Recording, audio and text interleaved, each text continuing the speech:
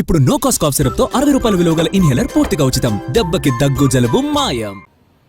కూటమిలో ఉన్న వాళ్ళు నాకు ఫోన్ చేశారు, సార్ మీకు జరిగినటువంటి దాడిని పేర్లు నేను చెప్పాల్సిన అవసరం లేదు, ఇది కుట్రపూరితంగా జరిగింది, దీన్ని మేము ఖండిస్తున్నాం, కానీ మేము మీకు వచ్చి ఇప్పుడు ప్రదర్శన చేయలేం, మేము ఇంటర్నల్గా వాళ్ళకి చెప్తున్నాం కూడా, ఇది మీరు అన్యాయం అని చెప్తున్నామని కూడా కూటమిలో ఉన్నవాళ్ళు నాకు ఫోన్లు చేసి సంఘీభావాన్ని ప్రకటిస్తున్నారు. వారి పేర్లు నేను ప్రకటించడం సమంజసం కాదు. వారందరికీ కూడా నా హృదయపూర్వకమైన ధన్యవాదాలు.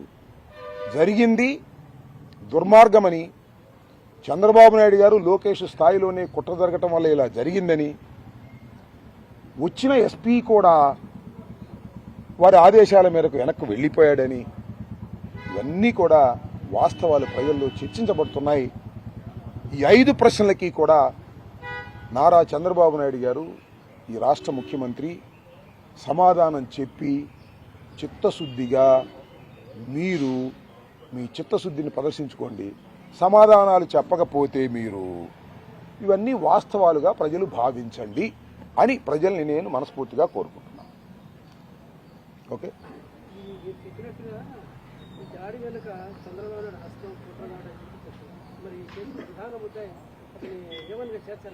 ఎవరిని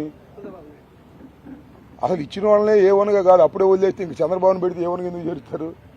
ఇన్వెస్టిగేషన్ ఈజ్ దేర్, వాళ్ళ ఇన్వెస్టిగేషన్ ఉంది. 120B కింద పెట్టాలి చంద్రబాబు నాయుడు గారిని, లోకేష్ని, ఎందుకంటే వాళ్ళే చేశారు కాబట్టి. వాళ్ళ ఫోన్లన్నీ చెక్ చేస్తే అర్థమైంది, డీజీపీకి ఫోన్ చెక్ చేస్తే అర్థమైంది. ఎవరు చెక్ చేస్తారు? వాళ్ళ రాజ్యం. అరే కార్లు బాగా కొట్టి ఇల్లు తగలేయాలని చూసేవాళ్ళు, ఫర్నిచర్ మోసం చేసేవాళ్ళు, పెళ్ళాం బిడ్డలు కొట్టడానికి ప్రయత్నం చేసిన వాళ్ళకి సింపుల్గా వదిలేశారే.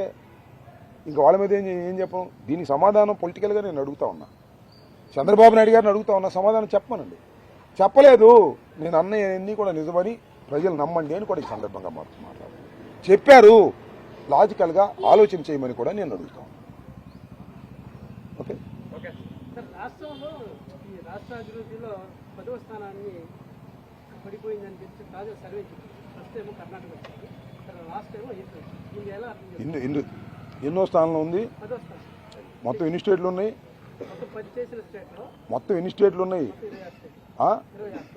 ఇంకొక 29 ఉన్నాయి కదా. ఇంకొక సంవత్సరం తర్వాత ఆంధ్రప్రదేశ్కి 29వ స్థానం వస్తుంది. చంద్రబాబు నాయుడు గారి పరిపాలన అలా ఉంది. పోలీస్ డిపార్ట్మెంట్ను కక్ష సాధించుకోవడానికి ఉపయోగించే స్థాయికి పడిపోయాడు. పొలిటికల్ వెండేటాకి పోలీసులను ఉపయోగిస్తున్నాడు తప్ప లా అండ్ ఆర్డర్ గురించి ఉపయోగించడం లేదు. అభివృద్ధి మీద దృష్టి లేదు. జరిగిపోయిందని మాత్రం ఈనాడు ఆంధ్రజ్యోతి చుట్టూ అబ్బో అద్భుతంగా జరిగిపోయిందని అనుకునేటట్టుగా రాసుకుంటున్నారు.